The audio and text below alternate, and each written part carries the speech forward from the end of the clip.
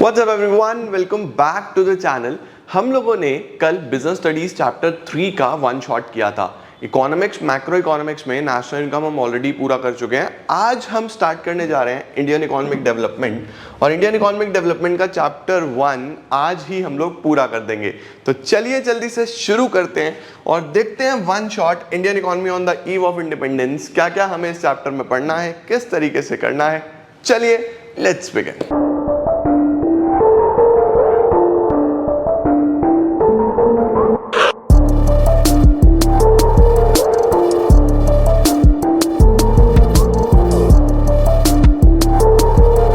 तो चलिए शुरू करते हैं। सबसे पहले हमारे पास हमारी किताब का नाम क्या है? किताब का नाम है इंडियन इकोनॉमिक डेवलपमेंट। तो हम लोग बात करेंगे यहाँ पे इंडियन इकोनॉमी के बारे में। इंडियन इकोनॉमी किस तरीके से डेवलप हुई, प्री इंडिपेंडेंस ब्रिटिश रूल में किस तरीके से चीज़ें चल रही थी, ब्रिटिशर्स से भी पहले हमारी इकोनॉमी कहाँ स्टैंड आउट कर रही थी, ब्रिटिशर्स के बाद हमने किस तरीके से क्या क्या करा, क्या प्रॉब्लम्स हैं, वो सब हम इस बुक में पढ़ने वाले हैं। आज का जो चैप्टर है उसका नाम है Indian economy on the eve of independence. तो इंडिपेंडेंस के टाइम पे किस तरीके से चीज़ें हुई वो सब हम देखने वाले हैं। चलिए शुरू करते हैं। सबसे पहले जो हमारे पास आता है वो आता है the origin of British rule. ये जो ब्रिटिशर्स हैं ये हमारे देश में आए कहाँ से, कब से इनका रूल स्टार्ट हुआ। तो ये पिक्चर शुरू होती है फ्रॉम द बैटल ऑफ प्लाजी। जो सिस्टम शुरू हुआ, जो एक इनका बेस बना, वो बना बैटल ऑफ प्लाजी, जो हुआ था 1757 में। सर बैटल ऑफ प्लाजी हुआ किसके बीच में? बैटल ऑफ प्लाजी हुआ in between the east India Company and the nawabs of Bengal. तो नवाब्स ऑफ बंगाल और ईस्ट इंडिया कंपनी के बीच में बैटल ऑफ प्लाजी हुआ, जहां से ब्रिटिशर्स ने वो बैटल जीत के इंडिया के अंदर घुसना स्टार्ट करा धीरे धीरे धीरे धीरे धीरे धीरे। After the revolution of 1857 the rule was transferred from the east India company to the British crown. धीरे धीरे इस रूल को ट्रांसफर करा गया ईस्ट इंडिया कंपनी से ब्रिटिश क्राउन की तरफ, और उस तरीके से ब्रिटिशर्स ने भारत पे धीरे धीरे अपना कब्जा जमा लिया। अब उनका पर्पस क्या था, ब्रिटिशर्स इंडिया में क्यों आए थे, क्या उन्हें इंडिया में दिखाई दिया? तो हम सबको पता है इंडिया वाज कंसिडर्ड एज सोने की चिड़िया, रिच ऑफ रिसोर्सेज, सब कुछ, खुशहाली, प्रोस्पेरिटी, जबरदस्त देश जहां पे सब लोग बहुत खुश हैं, बहुत सारे रिसोर्सेज हैं। हमें आज भी अगर देखें इतना ज़्यादा वो लोग लूट के ले गए, तब भी India is rich in resources. तो उन्हें ऐसा लगा यार इससे अच्छी तो इकोनॉमी नहीं हो सकती है लूटने के लिए। तो उनका जो मकसद था, the main purpose was to use Indian economy as a feeder economy. Feeder economy का मतलब होता है कि जो उनको फीड करे, जो उनको रिसोर्सेज प्रोवाइड करे और वो बड़े बनते जाएं, for the development of the British economy. Finally पूरी मेहनत लगी, हमारे बहुत सारे फ्रीडम फाइटर्स ने एफर्ट्स लगाए, उनको अपनी जान भी देनी पड़ी देश के लिए, बट उनके ही एफर्ट्स की वजह से हमें इंडिपेंडेंस मिला। Finally after 200 years India gain independence on 15 August 1947। But Britishers क्या करते थे, ब्रिटिशर्स यहाँ से रॉ मटेरियल लेके जाते थे, we were rich in resources, और हमें बेचते थे अपने फिनिश गुड्स। वहाँ से मशीन मेड बने बनाए गुड्स लेके आते थे और हमें सेल करते थे। तो ब्रिटिशर्स का अपना पर्पस तो फुलफिल हो रहा था इन एवरी एस्पेक्ट। इसके बाद क्या आता है, the features of Indian economy before the arrival of Britishers. जब तक ब्रिटिशर्स नहीं थे तो उससे पहले इंडियन इकोनॉमी के क्या फीचर्स थे? तो सबसे पहला फीचर होता है prosperous economy. Indian economy was considered as the most prosperous economy in the world. Prosperous का मतलब होता है खुशहाल, सब खुश हैं, हर चीज़ अवेलेबल है, बहुत अच्छे से सबका जीवन चल रहा है। तो इंडिया वाज सेल्फ रिलायंट, किसी के ऊपर डिपेंडेंट नहीं थी। And prosperous economy before the arrival of Britishers. Number 2, agrarian economy. ये शब्द याद रखना, एग्रेरियन मतलब कि जो मेन सोर्स ऑफ लिवलीहुड है, जो ऑक्यूपेशन था मेन, वो एग्रीकल्चर था। Agriculture was the main source of livelihood and it engaged about 2/3 of the total population. Well known for handicrafts industries. हमारे देश में handicrafts बहुत पॉपुलर थे, हाथों से काम होता था, चाहे वो कपड़े का काम हो, चाहे वो पॉट्स हो, चाहे वो आर्टिसंस हो, चाहे वो क्राफ्ट्समैन हो। हैंडीक्राफ्ट्स के लिए इंडिया बहुत पॉपुलर था, इनफैक्ट आज भी पॉपुलर है, बहुत कम हो गया है बट आज भी पॉपुलर है। India was well known for its handicrafts industries in the fields of cotton, silk, metal, precious stoneworks, etc. Britishers transformed the country into a supplier of raw material and consumer of finished goods. Britishers ने क्या कोशिश करी? Britishers ने कोशिश करी कि हम India को प्रॉस्पेरस नहीं रहने देंगे, हम लोग इनसे रॉ मटेरियल ले जाएंगे, ये सिर्फ और सिर्फ सप्लायर ऑफ रॉ मटेरियल होने चाहिए और हमारे से फिनिश गुड्स खरीदें। क्या ये हैंडीक्राफ्ट यूज़ करते रहते हैं? हम इन्हें हैंडीक्राफ्ट्स नहीं, हम इन्हें मशीन मेड गुड्स बेचेंगे। अब इंडिया में ये पूरा रेवोल्यूशन आ गया, चेंज आ गया, ब्रिटिशर्स सक्सेसफुल रहे अपने मिशन में, उन्होंने हमें बना दिया the supplier of raw material and purchaser of their finish goods. इसके बाद क्या आता है, कुछ इकोनॉमिस्ट हैं, ये 1 नंबर में पूछ लेता है, जिन्होंने उस टाइम पे नेशनल इनकम एस्टिमेट करने की कोशिश करी थी। कुछ पॉपुलर इकोनॉमिस्ट जिन्होंने नेशनल इनकम और per capita income find out करने की कोशिश करी, इनके नाम याद रखना बस, Dadabhai Naoroji, William Digby, VKRV Rao, RC Desai और फिंडले शिराश, बस ये आपको पता होना चाहिए। लेकिन जिसकी कैलकुलेशन सबसे एक्यूरेट मानी जाती है नेशनल इनकम में वो है डॉक्टर VKRV राव, बस इतना याद रखना। एक्यूरेट किसकी है, डॉक्टर VKRV राव की सबसे एक्यूरेट है। चलो अब देखो ब्रिटिशर्स ने किस तरीके से हमें एक्सप्लॉइट करा, इस टॉपिक को बोलते हैं कॉलोनियल एक्सप्लॉइटेशन। ये आपके एग्जाम्स में भी इसी नाम से आएगा कि एक्सप्लेन द कॉलोनियल एक्सप्लॉइटेशन। तो what is colonial exploitation? Britishers ने इंडिया को यूज करा एज देयर कॉलोनी। कॉलोनिया क्या होता है बेसिकली, कॉलोनी क्या होता है, एक कंट्री ऐसा होता है जिसको हम रूलर कंट्री बोलते हैं, यानी जो रूल करेगा, और दूसरा होता है जो उसकी कॉलोनी होगा, कॉलोनी मतलब जो उसको फीड करेगा, जो उसको सब कुछ प्रोवाइड करेगा। तो ब्रिटिश या ब्रिटेन बन गया रूलर इकोनॉमी और इंडिया को उन्होंने क्या बनाया, इट्स कॉलोनी। इस सिस्टम को क्या बोला जाता है, कॉलोनियलिज्म, और इस एक्सप्लॉइटेशन को क्या बोला गया, कॉलोनियल एक्सप्लॉइटेशन। बात समझे, सिंपल शब्द है, बस वैसे ही सुनने में अजीब सा लगता है। किस तरीके से उन्होंने एक्सप्लॉइट करा, हमारे 3 सेक्टर खत्म करे। एग्रीकल्चर सेक्टर, क्योंकि हम लोग एग्रेरियन थे। इंडस्ट्रियल सेक्टर, हैंडीक्राफ्ट्स इंडस्ट्रीज हमारी बहुत पॉपुलर थी, खत्म कर दिया। फॉरेन सेक्टर भी हमारा डिस्ट्रॉय कर दिया। तो याद रखेंगे हमें 3 सेक्टर पढ़ने हैं, agriculture sector, industrial sector, foreign sector. इन्होंने हमारे तीनों सेक्टर डिस्ट्रॉय करे, वो अपने मोटिव में सक्सेसफुल रहे और हमारे देश को बहुत प्रॉब्लम्स फेस करनी पड़ी। अब 1 on 1 इसका स्क्रीनशॉट ले सकते हो, एग्जाम में रिवीजन में बहुत काम आएगा। We will start with agriculture sector, कि एग्रीकल्चर सेक्टर ब्रिटिशर्स ने किस तरीके से एक्सप्लॉइट करा। इसमें जो सबसे पहला और सबसे इंपॉर्टेंट एलिमेंट आता है वो आता है the introduction of zamindari system या फिर land settlement system.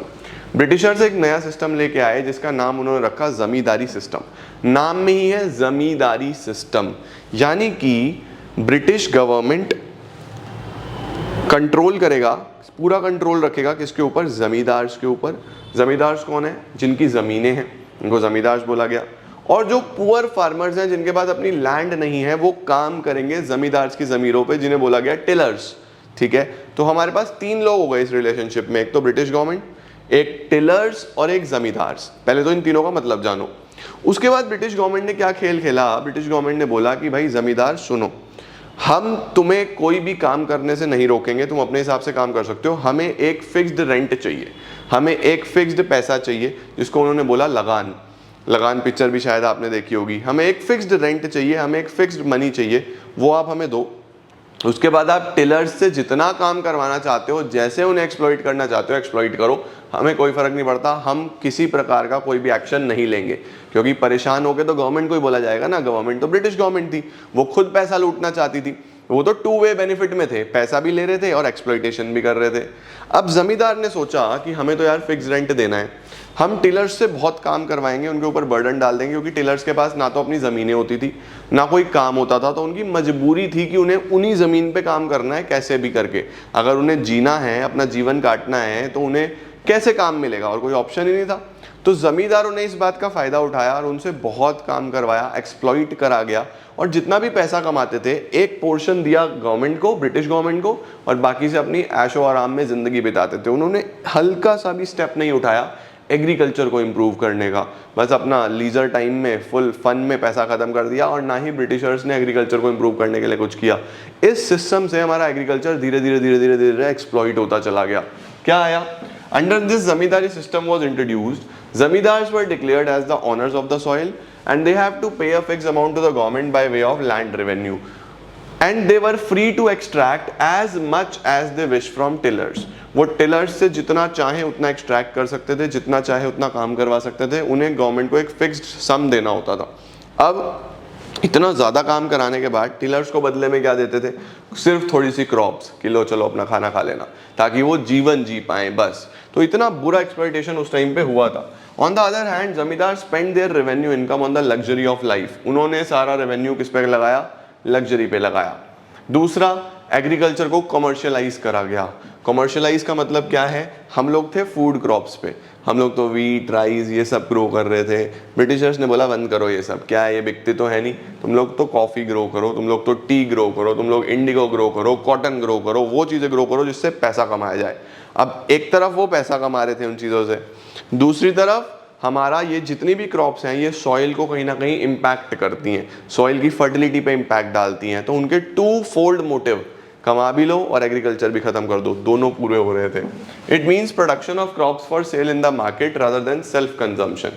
Britishers force farmers to produce cash crops, cotton, jute, indigo, rather than food crops, wheat, pulses, etc, which leads to farmers ultimately in debts। फार्मर्स कर्जे में जाते गए। Number 3, low level of productivity. ज़मीन की productivity हमारी धीरे धीरे डिक्लाइन होती जा रही थी। उसके क्या कारण थे? टेक्नोलॉजी नहीं थी हमारे पास, कोई irrigation facilities, we were entirely dependent on monsoon, पानी की कोई व्यवस्था नहीं थी, कोई फर्टिलाइजर, इंसेक्टिसाइड्स, पेस्टिसाइड्स नहीं मिल रहे थे। कल्टीवेटर के पास ना तो कोई मीन्स थे और ना ही इंसेंटिव थे, यानी ना तो कोई साधन थे और ना ही उनके लिए कुछ मोटिवेशन था कि हम कुछ कर पाएंगे। तो productivity of land was just falling, गिरती जा रही थी। इसके बाद scarcity of investment. Scarcity of investment का मतलब है कि बहुत ज़्यादा समस्या थी पैसे की, उनके पास इतनी ज़्यादा प्रॉब्लम थी कि वो किसी भी चीज़ में पैसा नहीं लगा पा रहे थे। ना तो वो टेरेसिंग एक टेक्निक ऑफ फार्मिंग होती है अच्छी फसल के लिए, वो भी नहीं हो पा रही थी। फ्लड कंट्रोल का कुछ नहीं हो पा रहा था, ड्रेनेज सिस्टम नहीं था, पानी नहीं निकल पा रहा था खेतों में से, अगर आ गया है तो बहुत ज़्यादा। तो इस सिनेरियो में बहुत सारी प्रॉब्लम्स आई है। 4 प्रॉब्लम्स आपको एग्रीकल्चर सेक्टर में लिख के आनी है: land revenue system, commercialisation, low level of productivity and scarcity. अब चलते हैं हम लोग इंडस्ट्रियल सेक्टर की तरफ। दूसरा सेक्टर कौन सा है? हमारी इंडस्ट्रीज खत्म करी। India was well known for handicraft industries, हाथों से सामान बनता था और बहुत जगह बाहर भी बेचा जाता था, क्योंकि उस टाइम पे तो राजा लोगों को बहुत अच्छी लगती थी ये चीज़ें, कुछ अलग है, मोन्यूमेंटल है, कुछ ज़बरदस्त चीज़ें होती थी। अब देखो कॉलोनियल एक्सप्लॉयटेशन किस तरीके से करा? Deindustrialisation. सबसे पहले उन्होंने हमारी इंडस्ट्रीज पे टैक्सेस की मदद से इंडस्ट्रीज बंद करवानी शुरू करी। सर कैसे? देखो, britisher systematically destroyed the handicraft industries. वो यहाँ से रॉ मटेरियल लेके जाते थे चीपर रेट्स पे, इंडिया में से रॉ मटेरियल लेके जाते थे सस्ते में, ले जाओ ले जाओ ले जाओ, बहुत सस्ते रेट पे ब्रिटेन लेके जाते थे और वहाँ से सेल्फ फिनिश्ड प्रोडक्ट्स बना के लाते थे, इंडियन मार्केट्स में बेचते थे हायर प्राइसेस पे। अब इंडियन मार्केट्स में क्या हो रहा था? हैंड से बनी हुई चीज़ है और एक मशीन से बनी हुई चीज़ है, तो ऑब्वियस सी बात है मशीन से बनी हुई चीज़ में ज़्यादा क्लैरिटी होगी, प्लस हाथों से बनी हुई चीज़ में समय लगता है बनने में, तो मार्केट में डिमांड जो थी वो पूरी नहीं हो पाती थी। बट जो मशीन मेड है वो तो क्विकली, मशीन तो फटाफट चीज़ें बना देती है। तो उनका 2 फोल्ड मोटिव था कि यहाँ से रॉ मटेरियल सस्ते में ले जाओ और बने बनाए मशीन मेड गुड्स लेके आओ, वो बेचेंगे अच्छे से, तो पैसा भी कमाना और वही डोमेस्टिक इंडस्ट्रीज को ख़त्म भी करना। दोनों तरफ से ब्रिटिशर्स मज़े ले रहे थे। Discriminatory tariff policy. टैरिफ का मतलब होता है टैक्सेस। जो टैक्सेस की पॉलिसी थी वो बहुत डिस्क्रिमिनेटरी थी, बहुत डिस्क्रिमिनेशन करा जा रहा था। कैसा डिस्क्रिमिनेशन? देखो, British found Indians the best source of raw material as well as best market for their products. उन्होंने कहा रॉ मटेरियल भी यहाँ से लेके जाओ और बेचो भी यहीं आके, मार्केट भी ये बहुत बड़ी है भाई, जनसंख्या बहुत है। As a result a discriminatory tariff policy was pursued. उन्होंने बोला tariff free export of raw material from India. India से रॉ मटेरियल एक्सपोर्ट होगा फ्री में, कोई भी टैक्सेस नहीं लगेंगे, मुफ्त में रॉ मटेरियल यहाँ से जाएगा। And tariff free import of British products, वहाँ से जो ब्रिटिश प्रोडक्ट्स आएंगे वो टैरिफ फ्री होंगे, कोई भी दिक्कत नहीं है, उस पर भी कोई टैक्स नहीं लगेगा। लेकिन अगर हमें अपने हैंडीक्राफ्ट्स एक्सपोर्ट करने हैं उस पर हैवी टैक्सेस हैं, वो हम नहीं कर सकते। तो ये धीरे धीरे सिस्टमैटिकली हमारे पूरे स्ट्रक्चर को डिस्ट्रॉय करते जा रहे थे। रॉ मटेरियल मुफ्त में जाएगा, फिनिश गुड्स मुफ्त में आएगा, लेकिन अगर हम अपना कुछ बेचना चाहते हैं उस पर हैवी टैक्सेस।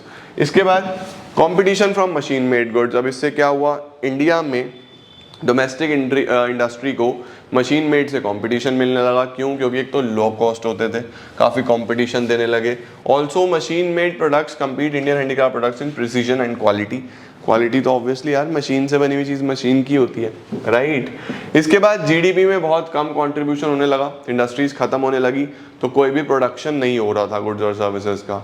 अब हैंडीक्राफ्ट इंडस्ट्री जब खत्म हुई तो एग्रीकल्चर के बाद ज़्यादातर लोग हैंडीक्राफ्ट इंडस्ट्री में थे, तो उनके ऊपर बहुत बुरा प्रभाव आया। सर क्या प्रभाव आया? बेरोजगारी देखने को मिली, उसके बाद फिनिश गुड्स के इंपोर्टर बन गए हम बहुत बड़े, हमारा बहुत सारा पैसा बाहर जाने लगा, तो अनएम्प्लॉयमेंट और इंडिया बिकेम अ इम्पोर्टर, ये दो बहुत बड़े कॉन्सिक्वेंसेस थे जिस तरीके से इन्होंने हमारी इंडस्ट्रीज को ख़त्म करा। तो एडवर्स इम्पैक्ट ऑन एग्रीकल्चर आप लोग लिख के आ सकते हो, then adverse impact on industry, इस तरीके से हमारे पास कैपिटल गुड इंडस्ट्रीज भी नहीं थी। कैपिटल गुड इंडस्ट्रीज कौन सी होती हैं? वो इंडस्ट्रीज जो मशीन्स बनाती हैं, जो टूल्स बनाती हैं, जो बड़ी बड़ी इंडस्ट्रीज होती हैं, उनकी भी कमी थी। ये बेसिकली हमारे पास कुछ नहीं हो पा रहा था और पब्लिक सेक्टर कोई रोल निभा ही नहीं रहा था। पब्लिक सेक्टर मतलब सरकार से तो हम कुछ एक्सपेक्ट भी नहीं कर पा रहे थे, क्योंकि उनका मोटिव ही सिर्फ और सिर्फ क्या था? सिर्फ और सिर्फ एक्सप्लॉइट करना, इंडियन इकोनॉमी को ख़त्म करना, डिस्ट्रॉय करना किसी भी तरीके से। ठीक है जी। इसके बाद एक सवाल आता है यहाँ पे कि जो पार्टीशन हुआ, उस पार्टीशन का क्या इम्पैक्ट आया इंडियन इकोनॉमी में? मतलब इंडिपेंडेंस के टाइम पे, अभी हम लोग ये भी पढ़ेंगे, फॉरेन ट्रेड भी पढ़ेंगे, लेकिन एक छोटा सा क्वेश्चन आ जाता है बीच में कि अगर जो पार्टीशन हुआ, इंडिया और पाकिस्तान अलग अलग हुए, तो उससे भारत की इकोनॉमी पे क्या इम्पैक्ट आया? सबसे पहले शॉर्टेज ऑफ रॉ मटेरियल, हमारे पास रॉ मटेरियल का काफ़ी शॉर्टेज आया। Partition created a serious problem of shortage of raw material for jute mills of Kolkata and textile mills of Mumbai and Ahmedabad. दूसरा, फूड प्रॉब्लम आया। फूड प्रॉब्लम क्यों आया? क्योंकि एक वेस्ट पंजाब जो पाकिस्तान में चला गया, सिंध, ये बहुत बड़े फूड प्रोवाइडर्स थे इंडिया के, और इसका काफ़ी एरिया कहाँ चला गया? पाकिस्तान में चला गया, तो इंडिया में फूड का काफ़ी इशू आया। इसके बाद लॉस ऑफ मार्केट, पार्टीशन से जो मार्केट का साइज़ है वो काफ़ी छोटा हो गया। आप सोचो ना कि अगर इंडिया और पाकिस्तान वाला टेरिटरी सारा का सारा अभी भी, उसके बाद उसमें से बांग्लादेश भी निकल गया, बहुत सारे अलग रीजन्स भी निकल गए, अगर आज भी इतना बड़ा मार्केट होता तो कितना बड़ा मार्केट था, कितना बड़ा रीजन था।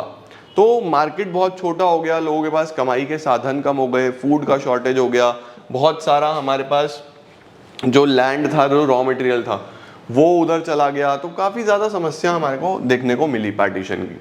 अब देखो फॉरेन ट्रेड किस तरीके से डिस्ट्रॉय करा गया, किस तरीके से ब्रिटिशर्स ने हमारा फॉरेन ट्रेड ख़त्म करा।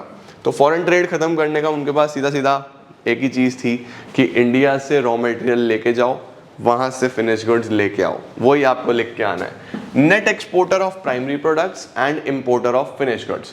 Because of the colonial exploitation of the Indian economy, India became net exporter. यहाँ से क्या लेके जाओ?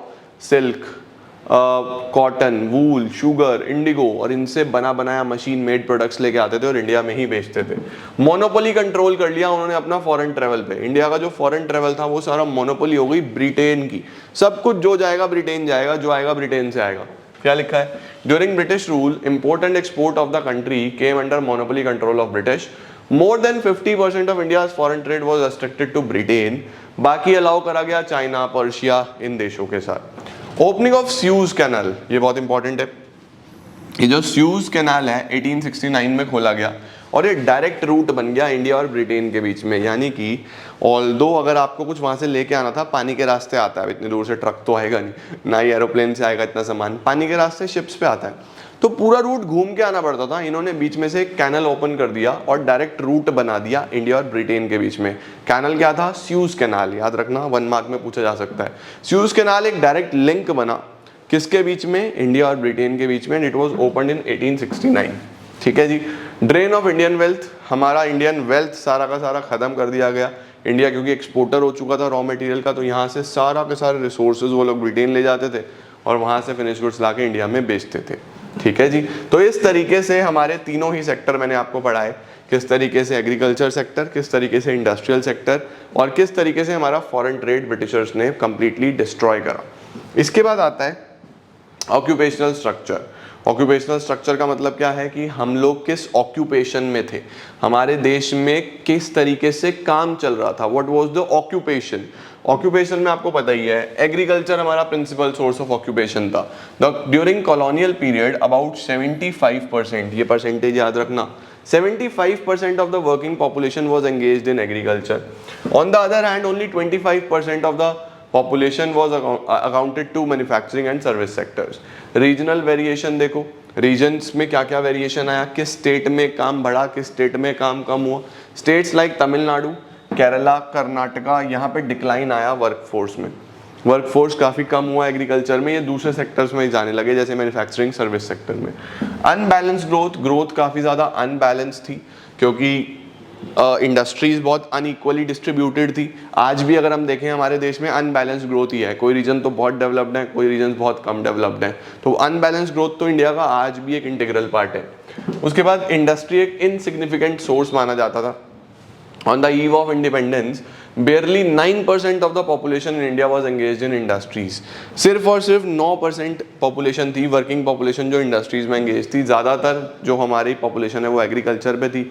उसके बाद सर्विस सेक्टर में चले गए, हैंडीक्राफ्ट में चले गए, इंडस्ट्रीज में काफ़ी कम, बहुत कम लोग थे एंगेज्ड। इसके बाद हमारे पास आता है इंफ्रास्ट्रक्चर। अगर हम इंफ्रास्ट्रक्चर की बात करें तो इंफ्रास्ट्रक्चर कैसा था? हाँ, ब्रिटिशर्स का ये तो पॉजिटिव इम्पैक्ट है कि उन्होंने हमारे देश के लिए इंफ्रास्ट्रक्चर काफ़ी डेवलप कर दिया। मतलब this is one of the positives and this is one of the biggest positives of British rule. Britishers जब इंडिया में आए तो उन्होंने railway, air water transport, roads, communication भले ही अपने यूज़ के लिए किया था, बट आज भी जो उनके बनाए हुए रेलवे ट्रैक्स हैं वो आज भी इतने ही मजबूत हैं। आज वाले पुल, ब्रिजेस, डैम्स आज वाले पहले गिर जाते हैं, ब्रिटिशर्स के बने हुए आज भी वैसे के वैसे खड़े हैं। तो उन्होंने हमारे देश में इंफ्रास्ट्रक्चर डेवलप करा, जैसे railways. The most important contribution of British was introduction of railways in India. Railway also promote foreign trade but it benefit Britishers more than the Indians. Air and water transport develop करा, British government ने develop करा water air transport, लेकिन बस satisfactory ठीक ठाक था। Roads develop करे ताकि ट्रेड हो पाए और आर्मी एक जगह से दूसरी जगह जा पाए, और कम्युनिकेशन भी उन्होंने डेवलप करा। इलेक्ट्रिक टेलीग्राफ इंडिया में सेटअप करा ताकि वो लॉ एंड ऑर्डर मेंटेन कर पाए। ठीक है जी। रीजंस क्या थे इंफ्रास्ट्रक्चर डेवलपमेंट के? ये सब क्यों डेवलप करे गए थे? रोड्स क्यों डेवलप करे गए थे? ताकि इजीली ट्रांसपोर्टेशन हो सके एक शहर से दूसरे शहर, इतना बड़ा देश है ना, रॉ मटेरियल, फिनिश गुड्स एक से दूसरी जगह ले जाया जा सके। Railways, basically railways to transport finish goods from Britain to interior of colonial India. पूरे भारत में रॉ मटेरियल इधर उधर ले जाया जा सके, finish goods. Main aim was to widen the size of the market. Airways, seaways, obviously waterways के through ताकि सामान आ जाए। कम्युनिकेशन ताकि वो लॉ एंड ऑर्डर मेंटेन कर पाएं, सब जगह अपना पूरा नियम कानून चला पाएं। पॉजिटिव कॉन्ट्रीब्यूशंस अगर हमारे से कोई पूछे ताकि what was the positive contribution of British for Indian economy, सबसे बड़ा जो पॉजिटिव कंट्रीब्यूशन था, जो सबसे बड़ा था, वो तो डेवलपमेंट ऑफ रेलवेज था। वो तो आप लिख ही सकते हो। उसके साथ साथ जैसे सेल्फ सफिशिएंसी इन फूड ग्रेन्स। सेल्फ सफिशिएंसी इन फूड ग्रेन्स का मतलब ये होता है कि जो हमारे फार्मर्स थे वो पहले सिर्फ और सिर्फ सब्सिस्टेंस फार्मिंग करते थे। सब्सिस्टेंस का मतलब कि बस अपने लिए ग्रो कर लिया, उनको बेचने से कोई मतलब नहीं था, पैसा कमाने से कोई मतलब नहीं था। ब्रिटिशर्स ने आउटलुक चेंज करा। ब्रिटिशर्स ने बोला कि भाई साहब पैसा कमाओ। वो अलग बात है, ब्रिटिशर्स अपने लिए कमवा रहे थे, लेकिन हमारे फार्मर्स का आउटलुक चेंज हो गया और उन्होंने बिजनेस पकड़ा कि यहाँ से आप किस तरीके से ग्रो कर सकते हो। तो हमारा जो इंडियन फार्मिंग सिस्टम था वो काफ़ी सेल्फ सफिशिएंसी वाली चीज़ में आ गया। The forced commercialization under the British rule led to gradual changes in the outlook of the farmers. Infrastructure development हुआ ही है, मैंने आपको बताया ही, रेलवे, रोडवेज, ये सब नई नई अपॉर्चुनिटीज हो गई बिजनेस ताकि अच्छे से हो सके।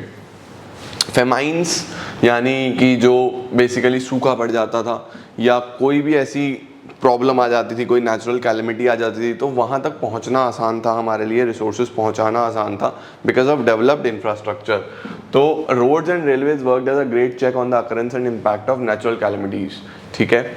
शिफ्ट टू मॉनेटरी एक्सचेंज, हम लोग मॉनेटरी एक्सचेंज की तरफ शिफ्ट हो गए थे। हम लोग शिफ्ट हुए थे from barter system to monetary system, हम पैसे की तरफ बढ़े थे। इफेक्टिव एडमिनिस्ट्रेशन सेटअप, ब्रिटिशर्स ने एक अच्छा एडमिनिस्ट्रेशन सेटअप करके दिया और इंडियन इकोनॉमी में लॉ एंड ऑर्डर कैसे मेंटेन हो सकता है, किस तरीके से चल सकता है, वो भी हमें सिखाया।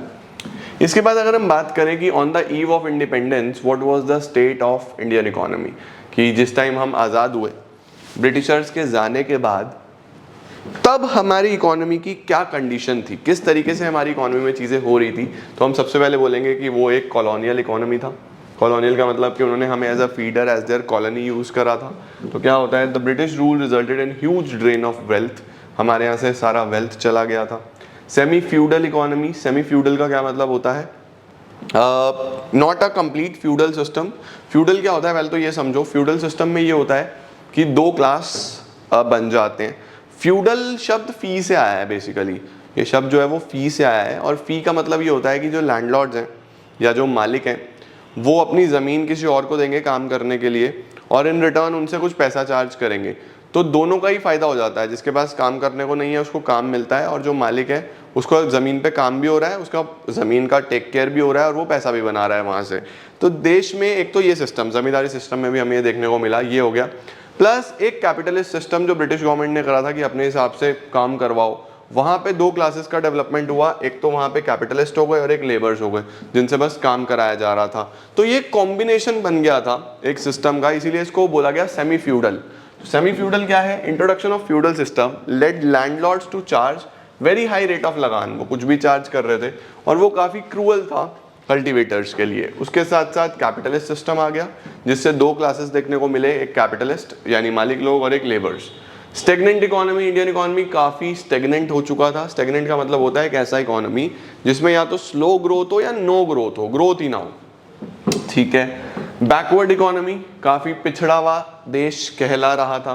Indian economy was backward and underdeveloped due to कई कारण थे। एग्रीकल्चर के ट्रेडिशनल मेथड्स चल रहे थे, पर कैपिटा इनकम यानी पर पर्सन अवेलेबिलिटी ऑफ इनकम बहुत कम थी, बर्थ रेट डेथ रेट बहुत हाई था क्योंकि कोई भी infrastructure relating to health available नहीं था, इलिटरेसी बहुत ज़्यादा थी, बहुत ज़्यादा। इसके बाद हमारे जो सभी रिसोर्सेज थे वो ले ही गए थे, तो इकोनॉमी डिप्लीट हो चुकी थी, किसी के अरेंजमेंट नहीं थे किसी भी तरीके के, ना फिजिकल एसेट्स, काफ़ी ज़्यादा डेप्रिसिएशन हो चुका था। एम्प्यूटेटेड इकोनॉमी, एम्प्यूटेटेड का मतलब बटी हुई, क्योंकि उनका पॉलिसी ही सिर्फ और सिर्फ डिवाइड एंड रूल था, तो उन्होंने बांट दिया इकोनॉमी को अलग अलग सेगमेंट्स में, अलग अलग आधार पे डिवीजन कर दिया और देश पे राज किया। तो काफ़ी बांट दी गई economy religion, caste, language, culture की मदद पे। इंडस्ट्रीज तो खत्म कर दी थी, तो बहुत बैकवर्डनेस आया इंडस्ट्रीज में। There was a virtual lack of basic and heavy industries in the country, ठीक है जी। इसके बाद आता है डेमोग्राफिक प्रोफाइल। यहाँ पे प्रोफाइल करना प्लीज़। डेमोग्राफिक प्रोफाइल का मतलब क्या होता है जी? डेमोग्राफिक प्रोफाइल का मतलब होता है कि देश के अंदर उसकी कंडीशंस किस तरीके की हैं, birth rate, death rate, pollution, population, ये किस तरीके से चल रहा है, ये सब हमें देखना है। क्या आता है जी? सबसे पहले फर्स्ट ऑफिशियल सेंसस, ये एक दो छोटे छोटे पॉइंट्स हैं जो आपको पता होने चाहिए कि देश में जनसंख्या काउंट करने के लिए सेंसस होता है। तो जो पहला ऑफिशियल सेंसस है वो डेट याद रखना, वो हुआ था 1881 में, याद रखना 1881 first official census was conducted. From 1881 onward census operations after every 10 years होते हैं, हर 10 साल के बाद सेंसस होता है हमारे देश में। उसके बाद एक 1921 को हम ईयर ऑफ ग्रेट डिवाइड बोलते हैं, इसके बारे में हम अगले चैप्टर में अच्छे से डिस्कशन करेंगे। फिलहाल आपको ये देखना है कि ईयर ऑफ ग्रेट डिवाइड किसको बोलते हैं, 1921, ठीक है। अब डेमोग्राफिक कंडीशन देख लेते हैं। सबसे पहले बर्थ रेट, कि बच्चे पैदा किस तरीके से हो रहे हैं, और डेथ रेट, डेथ किस तरीके से हो रही है। तो बर्थ रेट और डेथ रेट दोनों बहुत हाई थे उस टाइम पे। किसी भी प्रकार की हमारे पास हेल्थ फैसिलिटीज़ नहीं थी, लोगों के पास एजुकेशन नहीं था रिलेटिंग टू हेल्थ, तो बर्थ रेट डेथ रेट दोनों हाई था। Birth rate refer to number of children born per 1000 in a year, death rate refer to number of people dying per 1000 persons in a year. Both birth rate and death rates were very high, ठीक है जी। इसके बाद health facilities तो मैंने आपको बता ही दिया, बहुत पुअर थी, किसी भी तरीके की housing, sanitation, health care facilities available नहीं थी। इसके बाद high infant mortality rate. Infant mortality rate क्या मतलब होता है कि एक साल के अंदर अंदर कितने बच्चों की डेथ हो गई, ठीक है, पैदा होने के एक साल के अंदर अंदर, तो वो भी बहुत हाई था। बच्चे पैदा हो जाते थे बट उनको इनिशियल जो स्टेजेस पे जैसे वैक्सीनेशन चाहिए या कुछ मेडिकेशन चाहिए वो नहीं मिलती थी, दैट इज़ वाई बहुत ज़्यादा बच्चों की डेथ हो जाती थी। The infant mortality rate is the number of deaths per 1000 live births of children under 1 year of age during a given year.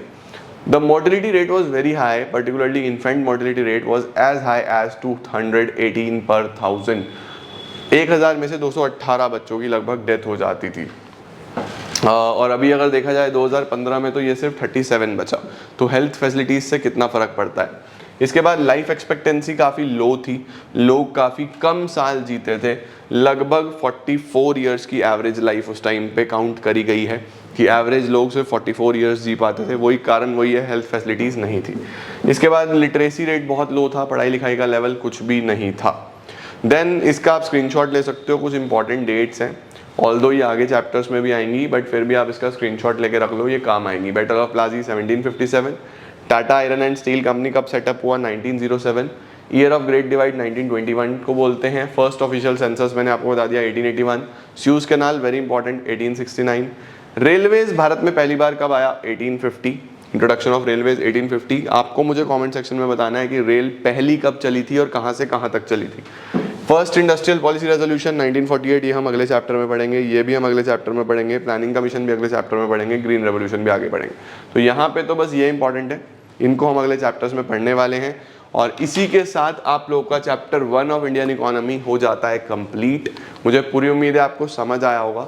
सिर्फ आपके पास कोई भी बुक है, एक रीडिंग लगा लेना, कवरेज कर लेना, उसके बाद मैं आपको सारा पोर्शन इंपॉर्टेंट क्वेश्चंस भी कराऊंगा। अभी बहुत सारी चीज़ें हम करने वाले हैं, तो अच्छे से पढ़ो।